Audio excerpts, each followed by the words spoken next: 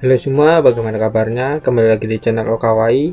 Ya, seperti kalian lihat, sudah 3 minggu tidak upload. Mungkin dari kalian sudah menghilang atau masih stay di channel ini. Saya ucapkan terima kasih. Maka dari itu, kali ini saya akan melanjutkan series yang cukup diminati semua orang, yaitu Kumo desu Kananeka versi light novel vol 16. Katanya sih ini vol terakhir. Tanpa membuang waktu, kita langsung masuk ke alur cerita. Vol 16 diawali dengan Ariel yang merenung saat berada di dalam pesawat UFO. Di sini Ariel teringat akan masa-masa saat bersama Sariel. Lebih tepatnya, Ariel merasa bahwa tindakannya kali ini itu benar atau tidak mengenai misi penyelamatan terhadap Dewi Sariel yang sudah ia anggap sebagai ibunya, dengan mengorbankan setengah atau lebih populasi umat manusia. Ariel juga mengetahui keinginan ibunya, yaitu agar manusia bisa hidup tenang dan damai. Tapi itu semua tidak sepenuhnya diterima dengan lapang dada oleh Ariel. Semenjak Ariel terpilih sebagai Raja Iblis baru oleh Di, Ariel memiliki kekuatan yang bisa merubah dunia.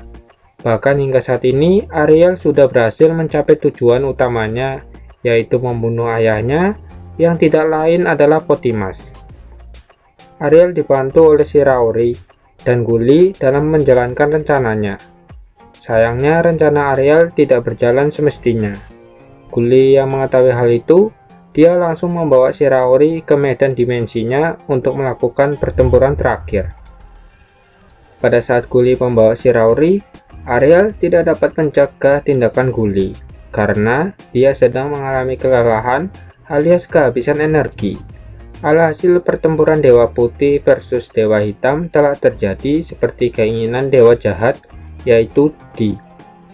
Saat ini Ariel mendapat hak akses penuh oleh Di, seperti layaknya Sariel atau suara sistem yang dapat didengar oleh semua ras.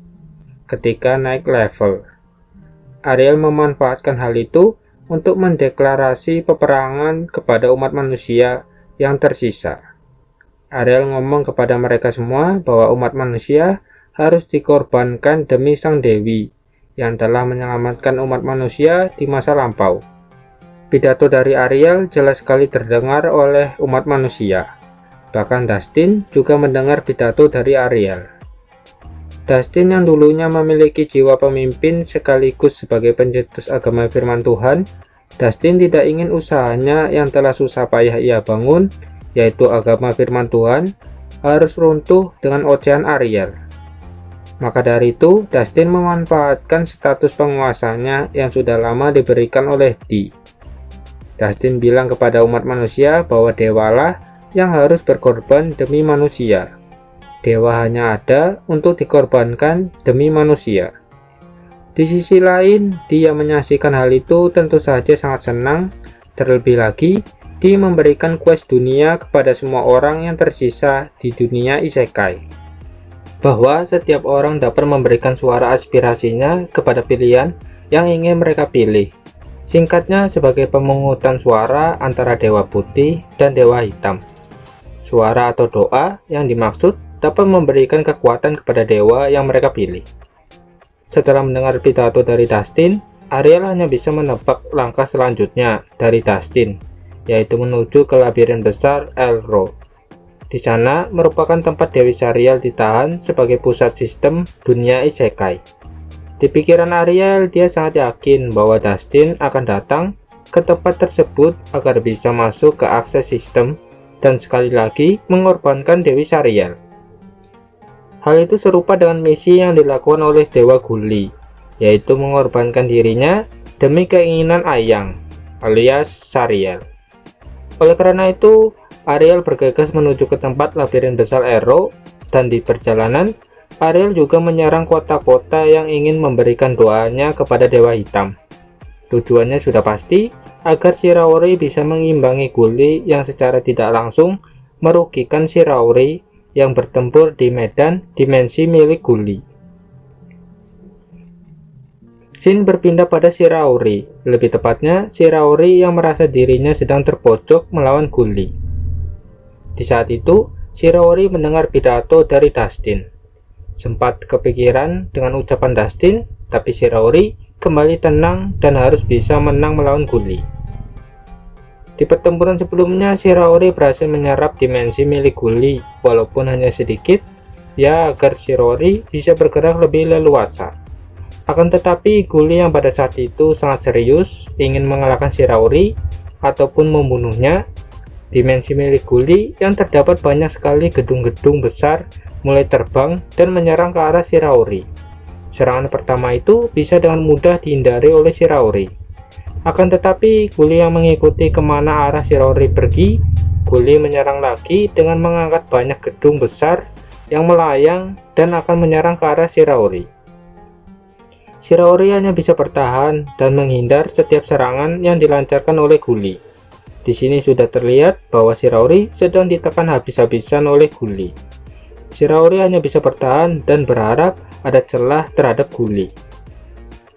Meskipun Shiraori mendapat tekanan besar, Shiraori yang sudah berubah bentuknya menjadi manusia setengah laba-laba, Shiraori sangat yakin bahwa selama ini Gully tidak pernah bertarung sama sekali. Itu terbukti serangan yang dilancarkan oleh Gully menghadap lurus ke arah Shiraori. Hal itu sangat meyakini bahwa Gully tidak pernah bertarung, berbeda dengan Shiraori yang dulunya sempat bertahan di labirin besar Ero demi memperjuangkan hidupnya saat masih menjadi Kumo atau laba-laba. Secara statistik pertempuran, Shiraori lebih diunggulkan karena memiliki pengalaman bertahan hidup dari serangan para monster saat berada di labirin besar Ero.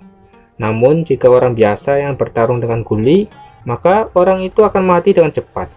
Soalnya serangan yang dilancarkan oleh Gully jelas sekali terbaca oleh mata Shiraori. Namun serangannya sangat cepat, itu pun Shiraori sangat kesusahan untuk menghindar.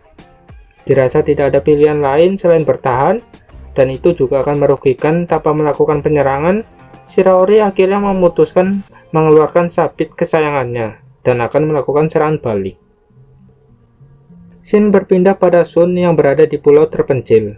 Shun ditemani dengan 7 orang, termasuk dirinya yaitu Katia, Faye, Su, Yuri, Ronan, dan Natsume. Di pikiran Shun saat ini, setelah mendengar pidato dari kedua belah pihak, yaitu Ariel dan Dustin, Shun sempat berpikir bahwa ada jalan selain mengikuti pidato dari kedua belah pihak, yaitu tanpa harus mengorbankan. Untuk melakukan hal itu semua, Shun sangat perlu informasi lebih, dan dia meminta kepada Ronan sebagai transportasi. Singkat cerita, mereka tiba di desa Elf, namun tak ada satupun orang dari kekaisaran ataupun ras iblis yang berada di desa Elf.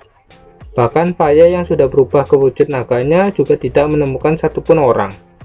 Alhasil Shun mulai bingung dan tidak tahu harus pergi kemana untuk mencari informasi. Melihat adik dari mantan muridnya yaitu Julius, sang guru Ronan, dia akhirnya memberikan saran kepada Shun agar bertemu langsung kepada Dustin. Ronan sangat yakin bahwa Dustin tahu sesuatu. Singkat cerita lagi ya bro, mereka tiba di tempat agama firman Tuhan. Tak perlu waktu lama, mereka semua langsung disambut oleh Dustin. Dustin membawa mereka menuju ke tempat yang biasa untuk kunjungan tamu. Sebelum Shun berbicara, Dustin sudah mengetahui apa yang akan ditanyakan oleh Shun dan kawan-kawan. Maka dari itu, Dustin menawarkan akan menceritakan kejadian yang sesungguhnya. Akhirnya jalan buntu yang dihadapi oleh Shun mulai ada sedikit cahaya.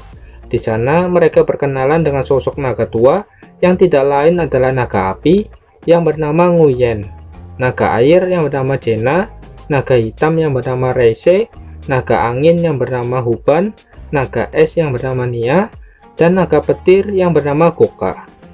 Dustin berkata, seperti yang kalian tahu, ada war quest yang sudah terjadi. Salah satu dari naga juga berkata bahwa mereka semua jelas sekali mendukung bos mereka yaitu Gully. Melihat hal itu tentu saja membuat Shun merasa putus asa karena bahkan naga tertua saja tidak mempunyai solusi selain harus mengorbankan dari kedua sisi. Pada saat itu Dustin juga tidak ingin merelakan Dewa Hitam yang sudah dianggap sebagai temannya. Oleh sebab itu dia memberitahukan kepada semuanya bahwa ada jalan lain tanpa harus mengorbankan Dewa Hitam, yaitu menuju ke tempat sistem yang berada di lantai dasar labirin besar Ero. Keuntungan ada di pihak Shun, karena Ada Ronan yang pernah hidup susah payah atau sengsara di lantai bawah labirin besar Arrow.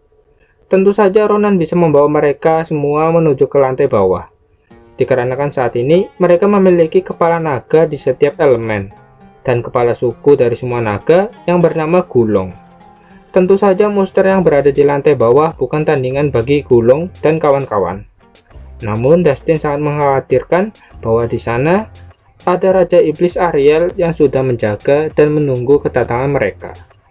Ya, kalian tahu sendiri kan, pas Ariel bergegas menuju tempat tinggalnya di Ras Iblis, dan di sana dia sempat dihadang oleh naga es, yaitu Nia. Nia juga tidak mampu, bahkan takut melawan Ariel. Ada juga naga penjaga labirin besar Arrow yang sudah dibunuh oleh Ariel. Itu juga ada di anime. Wajar aja sih mereka berpikir was-was saat bertemu dengan Ariel. Kita kembali ke cerita. Saat ini Dustin sudah meminta kepada semua orang yang merasa kuat yang berada di luar sana agar bisa memberikan bantuan kepadanya. Sayangnya Ronan yang sudah melihat langsung kekuatan Sophia dan Kyoya atau Wrath, jelas sekali bahwa upaya yang dilakukan oleh Dustin hanyalah sia-sia. Bahkan serangan Ronan tidak sanggup melukai mereka berdua. Ronan bertanya, "Apa tujuanmu?" Dustin menjawab, "Jika sistem runtuh, maka orang yang memiliki keterampilan banyak akan mati lebih dulu. Lebih baik berjuang daripada tidak melakukan sesuatu." Jawaban yang dilontarkan oleh Dustin tidak sepenuhnya dipercayai oleh Ronan. Pada saat itu juga, Ronan sudah mengetahui situasi yang sebenarnya, bahwa Dewi Sariel dan Dewa Hitam, jika dikorbankan, maka dunia akan tetap kekurangan energi. Bahkan dengan ditambahnya Dustin, itu pun juga belum cukup. Dustin hanya bisa memikirkan jalan itu. Dia tidak ingin ada korban yang jatuh lebih banyak. Oleh sebab itu, Dustin memohon kepada Sun dan Ronan agar parti mereka dapat memberikan bantuan. Sun menjawab, "Maaf, aku tidak bisa. Aku juga bukan kubu hitam ataupun kubu Dewa Putih. Aku akan mencari jalan lain tanpa harus mengorbankan." The real pahlawan naif. Reise si naga hitam, kalau nggak salah, yang jaga pedang Raja Iblis, kalau nggak salah. Nah, Reise yang tidak ingin Dewa Hitam mati atau dikorbankan, dia bertanya kepada Sun mengenai tekad yang dimiliki Sun saat ini. Tentu saja Sun menjawab bahwa tekadnya sangat kuat, yaitu tanpa harus ada pengorbanan antara dua kubu. Alhasil, Reise meminta kepada semua kepala naga yang ada untuk berpartisipasi terhadap Sun dan mewujudkan tekad yang dimiliki pahlawan Sun saat ini. Oke, mungkin segini aja. Jika kalian suka dengan konten ini, silahkan subscribe dan like. Kita jumpa di lain video. See you, bye-bye.